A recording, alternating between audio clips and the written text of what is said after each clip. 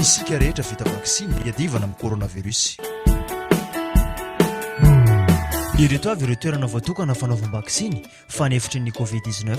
Ho antsika eto amin'ny faritra Analamanga, ho an'ny distrikana Antananarivo renivohitra, Vaccinodrome HR Ampeflo, Nations Unies Andraharo, Cercle de Cheminots Malakamy Matamena, Amadia Faravohitra, Dispensaire militaire Ampahibé, CSS Tsaralalana ary Senoshoa Soavinandrina. Ho an'ny distrikana Tsimondrango kosa, CHD2 Itosy, CSP2 Andora Anfotsy, CSP2 Ankady Forobe, CSP2 Faliarivo, CSP2 Itosy, CSP2 Anosato ary CSP2 Anjomakely. Ho an'ny distrikana Varadrano, CSP2 Anosy Avaratra, CHRD2 Ambomimanga Kely, CSP2 Ankady Kely, CSP2 Apaimanga ary ny CSP2 Masindray. Ho an'ny distrikana Ambohidratrimo, CSP2 Ambohidratrimo, CSP2 Apanotokana, CSP2 Merimandroso, CSP2 Apangabe ary ny Bani Ivato. Ho an'ny distrikana Andramasina, CHRD Andramasina ary ny CSPU Andramasina. Ho an'ny distrikana Manjakandrina, CHRD Manjakandrina, CHRD2 Manakavaly,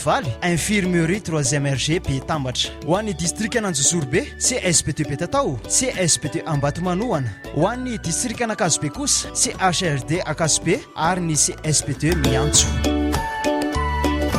Arovo ny tenanao, arovo koa ny hafa. Tongava manao vaksiny, ento ny karapanondrom-pirenena.